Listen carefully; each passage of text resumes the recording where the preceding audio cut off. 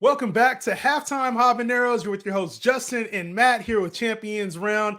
We're going to be talking hoops as the playoffs are just about to start here. I am excited. College basketball is over. We can fully turn our attention to the NBA, the playing game, and the playoffs. I feel like some of these matchups are starting to pan out. We're seeing, who's going to play who. We got a lot of strong teams at the bottom that are making moves right now. We'll go through them here in a second.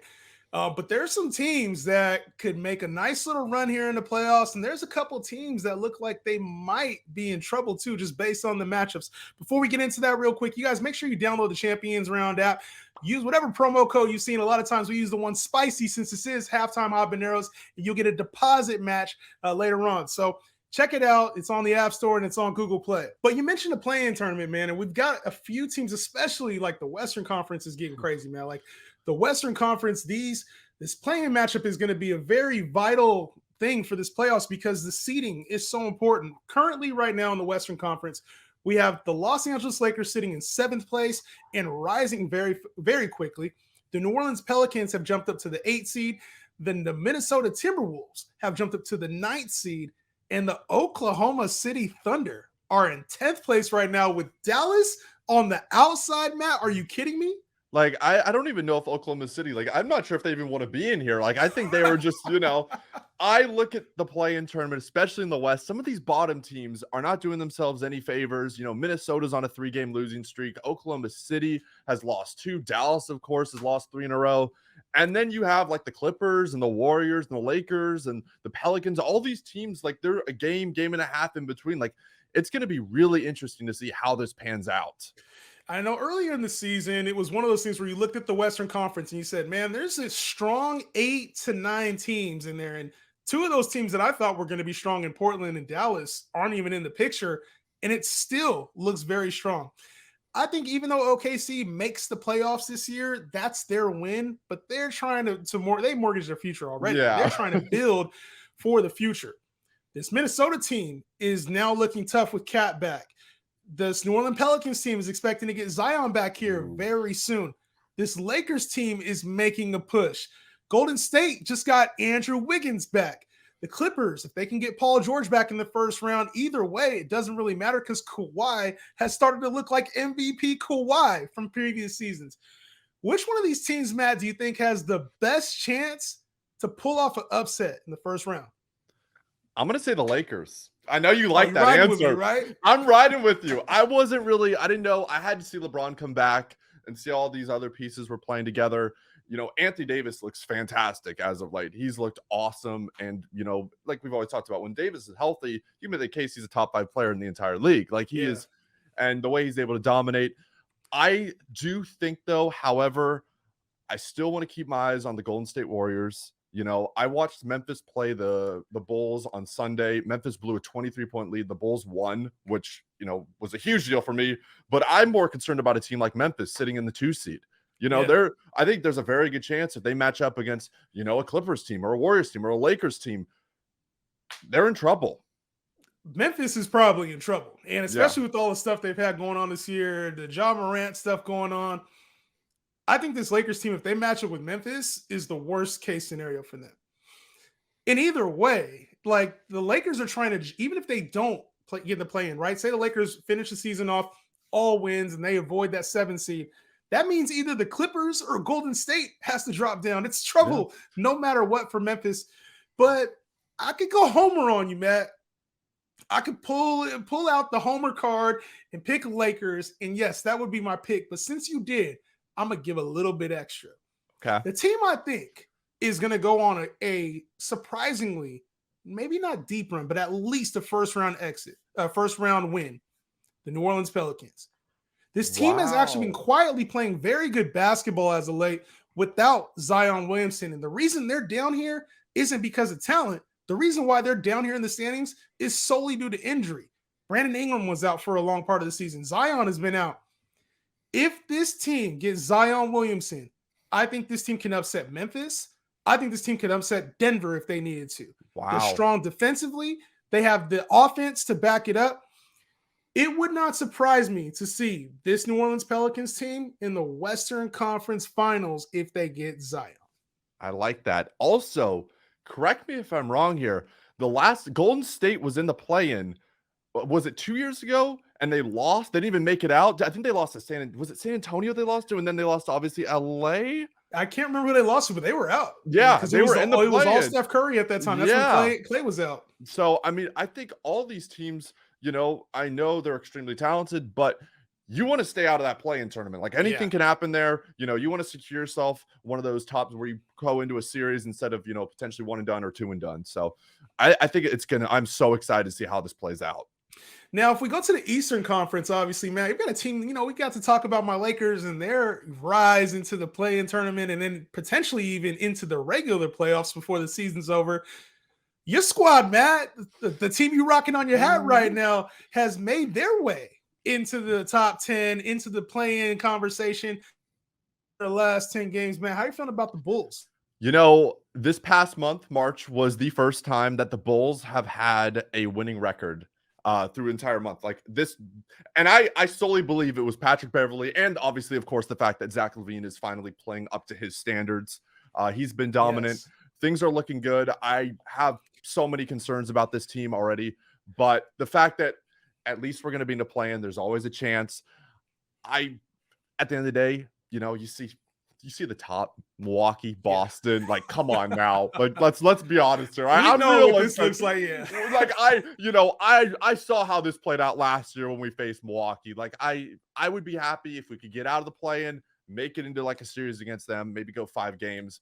But overall, you know, considering where the Bulls were at 2 months ago, I'm happy. But you know, the expectations coming to the season have not been like I'm disappointed. I think there's big offseason coming up for Chicago. Matt, last time we came on the show, you called me out for wearing a Clipper hat after the Chicago Bulls had just taken an L. Yeah. Look what hat I'm wearing today as we're talking the play-in. Because right now, the matchup would be the Raptors and the Bulls. So maybe I did have a little bit of I'm starting to think I'm starting to think that maybe, you know, these hats mean something. Like, I got to start paying more attention. Subliminal messages. That's 101 from saying. Justin Henry. But this play-in tournament, man, we've seen Miami and Atlanta in these spots all year. And the Raptors and Chicago Bulls have overtaken the Wizards, the Pacers over recent weeks. Both of these are strong teams. We've seen them in the Eastern Conference playoffs before. Who do you think gets out of this play-in? If this were the play-in teams, which it kind of looks like they're locked in, which one of these play-in teams, or two, excuse me, which two of these play-in teams do you think gets out of the play-in? I like Miami. I think Miami, Jimmy Butler's had a really good season. You know, I look at Miami and a lot of their three-point shooting like has not been great this year. But if you look at like Jimmy Butler, like shooting from, I was watching like an interview where they were talking about the Heat, and he, you know, his 2% shot is above you know, his season average any other year. He's been passing the ball great. He's, you know, he's playing like with Bam and all that stuff. They have a lot of talent there. It hasn't panned out the way they want, but I still know when it comes playoff time, Jimmy's going to be ready. I think he's going to get the squad ready. I keep talking about the Atlanta Hawks, and you know, they made that run a couple years ago. Trey was in there doing his thing. But at the same time, I look at some of these top dogs in the Eastern Conference. It's not like the West. Like, I think Milwaukee, Boston are on a different level than a lot of these other teams. So I don't know if I see any of these teams making deep runs. For me, if I were to say a first round upset, I would go with, you know, maybe Miami. I think Miami would give me the best chance at knocking one of these top teams off. But I'm more interested when I look at the Eastern Conference. The 4-5 matchup and like the 3-6 matchup, I think those are going to be some great series. Yo, that 3-6 matchup might be crazy. What about you? Yeah, that's where I'm going with this, Matt. Is I kind of like this Brooklyn Nets team a little bit more than most. Now, I don't know that they can go knock off Philly. But with the way Philly has been playing recently and those recent comments from Joel Embiid about, oh, I don't really care about championships. We put too much emphasis on championship. As you're about to go into a playoff run, like, dog, Joel Embiid, your team is the 3 seed. about to go into the playoffs against two very dominant teams in the Bucks and the Celtics. And the last thing that James Harden needs is he's about to enter the last year of his deal. Doc Rivers, who's never had any playoff success, this entire Philadelphia 76ers team that's had so many question marks all season long, you not winning MVP. And now you're cool with, oh, yeah, I don't really need to win MVP. What kind of mentality are you on right now, dog?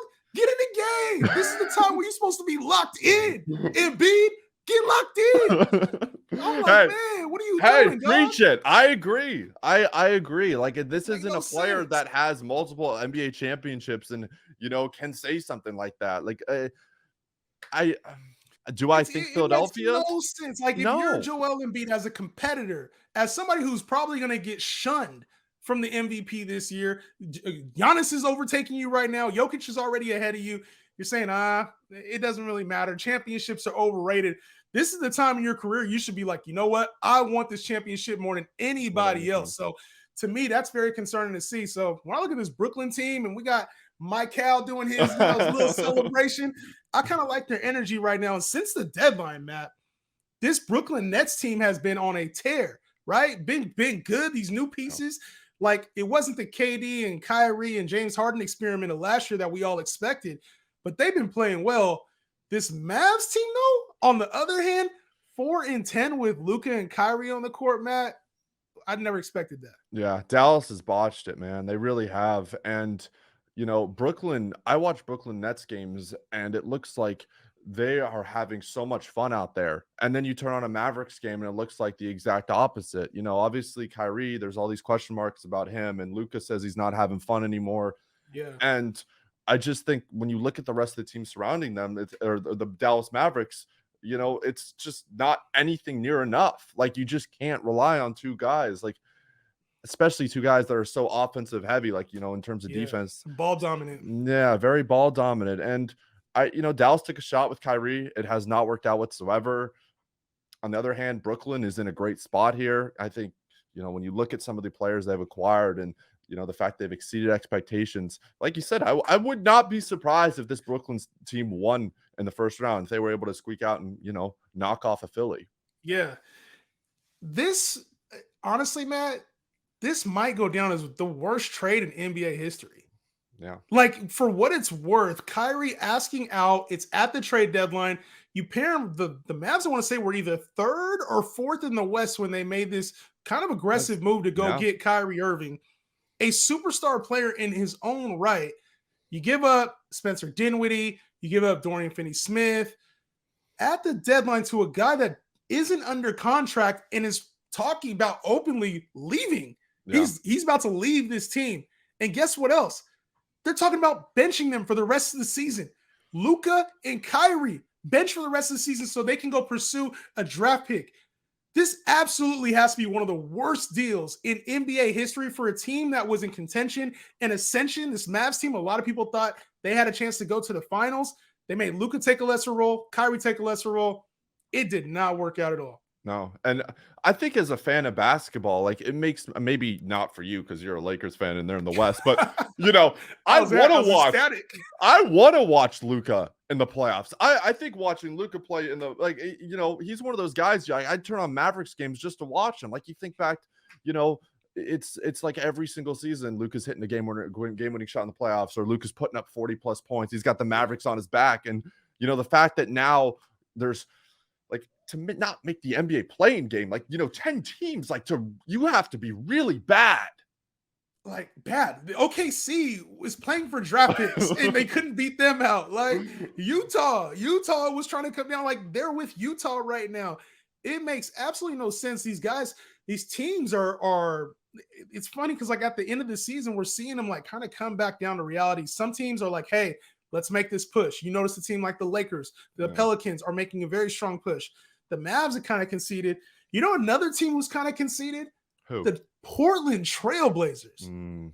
With Dame, they were only a couple games out of this of the play-in tournament, and it just felt like Dame got a little banged up, and they said, you know what? We're going to shut you down for the rest of the season.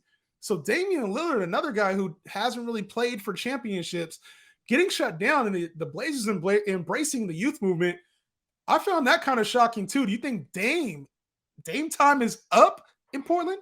I hope so. I really do. I worry that he's too prideful, and he's one of those guys that wants to stick it out. But I feel like if Damian Lillard made a move to, one of these a team that was in contention, and I feel like, I mean, everyone always is going to respect Damian Lillard because Yeah. of the fact that he stuck with Portland, and he's so clutch, and I think he's Love so Dame, man. yeah. Nobody doesn't like Dame. That's the thing. But at what point in time do you look at your career as you're getting older and start thinking to yourself, like, I want to win a championship? And obviously, it doesn't look like it's going to happen here. And even if it took, the problem is, Dame's not getting any younger. That's the issue. Yeah. So what do you do? Like, if you're Portland, you see a guy like, hey, we've committed to you. We gave you a $200 million contract. We know you're a talented player. We want to build around you. It's just we can't get the right pieces around you to win. yeah. Now, is that a Damian Lillard problem? Is that a Portland Trailblazer problem? Because they went at the deadline last year. They traded for Josh Hart. They went in and signed Jeremy Grant in the offseason. They went and traded and got Shaedon Sharpe last year at the trade deadline too, getting rid of some of the older veterans. Robert Covington got moved out of there. Norman Powell got moved out of there. They've tried to keep Nurkic around. Like, there's been a lot that they've tried, and we've seen the Trailblazers look decent. Like, we've seen Lillard drop 71 this year. But now we're looking at this Blazers team, and it's like they're going to be a top 10 pick next year. Yeah. I honestly am finding it hard to believe. And with Damian Lillard in this position in his career, I would love to see him go to a contender and find out if it's really Lillard or if it's this Portland Trailblazers small market team. Yeah. And I wonder, if Kyrie Irving leaves and, a year from now, 2 years from now, could Luka be in the same situation where, the Mavericks are unable to put the right pieces around him, and we start talking about the chances of, Luka wanting out, or Luka, wanting to run and go for a championship somewhere else. Like, Damian Lillard's, he's done more than enough for Portland in that organization. Like, if he wants to go win a championship with another team, like, he deserves it, man. He's put in his time. Yeah. Side note real quick, LeBron James and Bronny, man. Bronny was named to the McDonald's All-American team, came in second in the dunk contest, almost had, he went through the legs. He tried, I got to respect Bronny because he tried to win the whole thing without taking the easy way out. Got second in the dunk contest, but showed out during the McDonald's All-American game, and now is considered a 5-star recruit heading into college. LeBron absolutely wants to play with Bronny. If you were a team, Matt, okay, if you're a team right now, and next season, we've seen the Victor Wembanyama tank. Everybody is on that right now, right? These teams are selling the Spurs, the Rockets, you name it. They're trying to get into the lottery. If you're a team next year, are you selling out for the Bronny James sweepstakes with the hopes that LeBron James comes to your team? I might. I saw a quote from an anonymous executive that said they'd wish they'd lost more games this year. So, my question to you, right? You're a Lakers fan. Do you believe what LeBron is saying? That he's going to do everything in his power to play with Bronny, even if that means it's Detroit or, Charlotte or, one of these teams that, is in a small market that you're probably not going to win a championship with. But, let's say, for me, it depends on what happens with LeBron. Like, if he goes out and he wins another championship this year, right? Yeah. Does that change things? Yeah, because then it's just about playing with your son. You've accomplished the goals. I think a fifth championship this year, it almost would be unquestionably the GOAT. Like, I think if that's what he's playing for, a 6th ring, maybe he'll do it, but everybody would always say the losses. Jordan never lost, whatever. A 5th ring this year, if you didn't have LeBron as your GOAT, I think that's all you can hope for. LeBron just has to prove one more to himself. Now, after that's been accomplished, what's the last goal for LeBron out in playing wise? It's playing with his son, maybe sons with plural, maybe. But I think for sure, Bronny, he wants to play with him. So for me, I think that's top of his list. Now, if it is a shitty city, though, Matt, I don't think he's going. He ain't playing in Detroit. It's got to be a good city, bro. LeBron, he said, what's all funny is when they were in the bubble in Orlando, he was like, I never want to come back to this motherfucker ever again. So I know it's very city dependent for LeBron, man. Speaking of Victor Wembanyama too, did you see that putback dunk? Dude, so Victor Wembanyama goes He's dribbling on the outside as a 7'5" center. He's dribbling on the outside, hits a step back into a three-pointer. That's not crazy enough for a 7'5" player to be doing. He misses it, of course, because a lot of players miss tough step backs. But then goes and grabs it one-handed and puts it back. I've never seen that shit before in my life. I think he might be able to dunk from the 3-point line. I'm starting to think we might see that, dude. And the angle I saw was like you couldn't see him go after the rebound. You just saw him flying in and I was like, wait, what? Is that the same play? It's crazy because he shot it, like you mentioned, and the cut is like, because it's a vertical video, it cuts away, then it doesn't even come back. It just stays in the same spot. You just see Victor flying already to dunk it, man. That's crazy. Alien. He's an alien, bro. He's going to be crazy. Well, that does it for this episode of Halftime Habaneros. As always, make sure you guys play along with us on the Champions Round app. Play Daily Dozens. Spicy Slips has been going crazy. It'll be great during the NBA playoffs if you're into live sports betting and fantasy production. So make sure y'all play with us on the Champions Round app. We'll be back soon. Peace out.